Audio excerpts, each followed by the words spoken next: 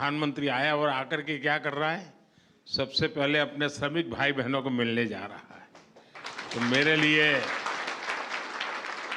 मेरे लिए बहुत खुशी की बात है। और इंडियन नरेंद्र मोदी जो लेबर कैंप है वहां पे भी जाए। प्राइम मिनिस्टर नरेंद्र मोदी जब कुवैत में गए तो सबसे पहले अपने हिंदुस्तान की लेबर कम्युनिटी जो है उनसे मिलने गए हैं, उनसे मिले हैं, उनसे बातचीत हुई है।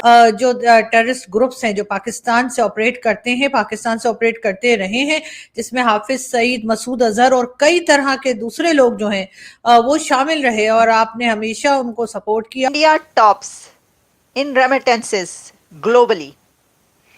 इंडिया दुनिया भर में पहले नंबर पर आया है रेमिटेंसेस वसूल करने वाला कंट्री। सईद काज़ी साहब, ये जैसे जैसे ट्रंप की हल्फ बर्दारी करीब आ रही है, पाकिस्तान और अमेरिका के ताल्लुकात जो हैं वो तनाव का शिकार होते दिखाई दे रहे हैं ना। इसके बाद पठानकोट, उड़ी और पुलवामा और न जाने क्या कुछ हुआ और हर बार पाकिस्तान ने ये कह के अपना पल्ला झाड़ लिया कि ये तो हमने किया ही। रेमिटेंसेस हासिल करता है वो है इंडिया, और ये रेमिटेंसेस इस साल वर्ल्ड बैंक की रिपोर्ट के मुताबिक 129 बिलियन डॉलर्स तक पहुंचे हैं। लेकिन आपने कभी ये नहीं सोचा कि जब आपके यहाँ ये सब कुछ होना शुरू हुआ तब आपको शायद आपकी जो चीखें निकल रही हैं, जो आपकी चीखें आसमानों तक जा रही हैं, तो आपको पता चला कि अगर किसी के यहाँ लोगों को मारा जाए, किसी का नुकसान हो तो वो कितना परेशान हो जाता है। काश ये बात आपको 26/11 के वक्त ही समझ आ गई होती। हेलो फ्रेंड्स, जय हिंद। हिंदुस्तान स्पेशल में आपका स्वागत है दोस्तों। प्राइम मिनिस्टर नरेंद्र मोदी ने शनिवार को कुवैत में गल्फ लेबर कैंप का दौरा किया। यहां उन्होंने भारतीय श्रमिकों से बातचीत की और देश के विकास में उनके योगदान पर प्रकाश डाला। प्राइम मिनिस्टर मोदी ने भारतीय श्रमिकों की आकांक्षाओं के बारे में बात की और उन्हें विकसित भारत 2047 के अपने विजन से जोड़ा। भारतीय श्रमिकों से बातचीत करते हुए उन्होंने कहा, मैं विकसित भारत 2047 की बात इसलिए करता हूं क्योंकि मेरे देश के श्रमिक भाई जो इतनी दूर से काम करने आए हैं, वह ये भी सोचते हैं कि उनके गांव में एक अंतर्राष्ट्रीय हवाई अड्डा कैसे बनाया जा सकता है। ये आकांक्षा मेरे देश की ताकत है। प्राइम मिनिस्टर मोदी ने भारतीय किसानों और मजदूरों की कड़ी मेहनत पर भी जोर दिया। उन्होंने कहा, मैं पूरे दिन सोचता रहता हूं कि हमारे किसान कितनी मेहनत करते हैं। प्राइम मिनिस्टर मोदी ने कहा कि मैं कुवैत में सबसे पहले आपके पास आया हूं। 40 साल के बाद कोई प्राइम मिनिस्टर आया और वो सीधे श्रमिकों के पास चला आया। आपका प्यार मुझे आपके पास खींच लाया है। भारतीय श्रमिकों ने भी अपने दिल का हाल प्राइम मिनिस्टर मोदी को सुनाया। इंडिया टॉप्स इन रेमिटेंसेस ग्लोबली।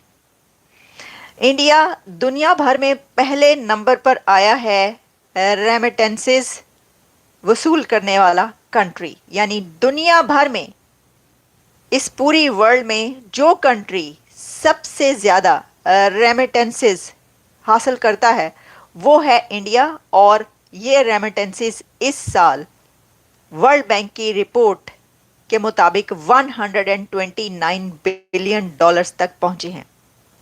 तो चलिए आज इसी मुद्दे पर बात किए लेते हैं और इस पर हम आपको ये बताएंगे कि ऐसा क्यों है, वो कौन से फैक्टर्स हैं जो इंडिया को दुनिया का सबसे ज़्यादा रेमिटेंसेस हासिल करने वाला टॉप कंट्री बना रहे हैं। ये क्या वजह है, ये क्या है? तो इसके पीछे जो फिनोमेनन, जो रीजंस हैं, जो लॉजिक है, जो फैक्टर्स हैं, वो भी आप तक पहुंचाएंगे। लेकिन पहले इसकी डिटेल्स। 129 बिलियन डॉलर्स सिर्फ रेमिटेंसेस हासिल करता है इंडिया। भारत को 129 बिलियन डॉलर यानी 130 बिलियन डॉलर के करीब जो रेमिटेंसेस है वो हासिल करते हैं, जो कि इंडियंस जो दुनिया भर में हैं, काम कर रहे हैं, स्किल्ड वर्कर्स हैं, स्किल्ड वर्क फोर्स इंडिया की, वो सबसे बड़ा फैक्टर है इसमें। उसने इस ईयर में 129 बिलियन डॉलर्स रेमिटेंसेस भेजे हैं इंडिया। और आपको जब ये पता चलेगा तो और भी हैरानी होगी कि जब आप इस फिगर को देखते हैं 129 बिलियन डॉलर्स, तो ये total combined budgets of Pakistan and Bangladesh के इक्वल होता है। यानी इंडिया की सिर्फ रेमिटेंसेस ही 2024 में सिर्फ रेमिटेंसेस भारत की पाकिस्तान और बांग्लादेश के टोटल बजट के बराबर हैं। तो फिर बराबरी कहाँ हुई?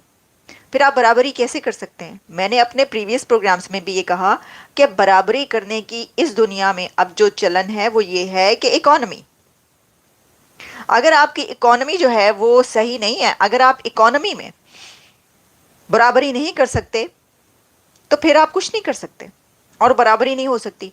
यानी भारत का जो रेमिटेंसेस हैं एवरी ईयर 2024 के रेमिटेंसेस जो कि 129 बिलियन डॉलर पे पहुंचते हैं, वो बराबर हैं पाकिस्तान और बांग्लादेश के बजट के।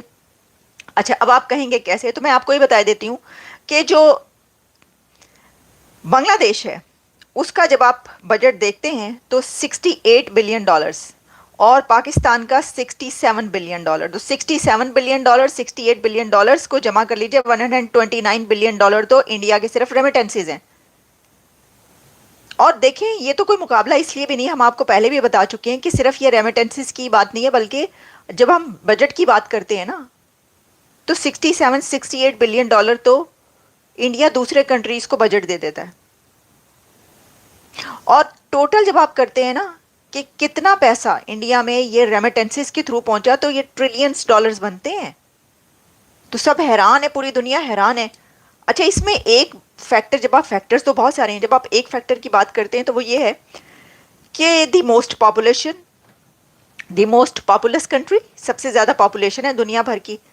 लेकिन ये बात नहीं है सिर्फ, क्योंकि जब मैं आपको ये बताऊंगी कि अगर ऐसा है तो फिर तो चाइना जो है उसकी भी आबादी बहुत ज़्यादा है, फिर तो आप समझ लें, फिर तो आप कह सकते हैं कि भाई अच्छा ऐसा है तो फिर तो चाइना के जो रेमिटेंसेज हैं वो भी इंडिया के बराबर होंगे। लेकिन ऐसा नहीं है, क्योंकि जो चाइना के रेमिटेंसेज है वो बहुत दूर दूर तक मुकाबला नहीं करते जो है ये इसका। और इसमें जो है मैं आपको ये बताना चाहती हूँ कि ताकि हम उसके बाद अगले फैक्टर्स पे पहुँचे, पहले ज़रा आप डिटेल्स ये जान लीजिए कि 2020 में इंडिया को रेमिटेंसेस थोड़ी कमाई के जो कोविड चल रहा था। जी हाँ, बहुत से हमारे दोस्त, हमारे साथी जो यूट्यूबर है या यूट्यूबर नहीं भी हैं, वो भी बात यही करते हैं कि जी पाकिस्तान ने जो है वो दहशतगर्दी की जंग लड़ी है। तो मुझे उनसे ये पूछना है, ये कौन सी जंग लड़ी है हमने? यानी कि जिस जंग को हम जंग मानते हैं, यानी जिस टेरर को हम जंग मानते हैं, उसको तो हमने एक जमाने में कहा था कि जी ये तो फ्रीडम फाइटर्स हैं और इनको बनाया भी हम ही ने था, चाहे वो टीटीपी हो, चाहे टीएलपी हो, और इसी तरह के कई जो टेररिस्ट ग्रुप्स हैं जो पाकिस्तान से ऑपरेट करते हैं, पाकिस्तान से ऑपरेट करते रहे हैं, जिसमें हाफिज सईद, मसूद अजहर और कई तरह के दूसरे लोग जो हैं वो शामिल रहे। और आपने हमेशा उनको सपोर्ट किया और कहा कि नहीं, ये तो हमारे बड़े नेशनल हीरो हैं और ये तो टेररिस्ट है ही नहीं, और इसी किस्म की बातें हम सुनते चले आए। तो पाकिस्तान किस वॉर ऑफ टेरर की बात कर रहा है कि जी हम उसमें फंसे हुए हैं और हमारे लोग मारे जा रहे हैं? ये बात मैं इस वक्त मानती हूँ कि हमारे बॉर्डर्स जो हैं इस वक्त, खास तौर पे जो अफगानिस्तान की तरफ हमारे बॉर्डर हैं, वहां पे मुसलसल अटैक्स चल रहे हैं। कभी हमारे 17 जवान मारे जाते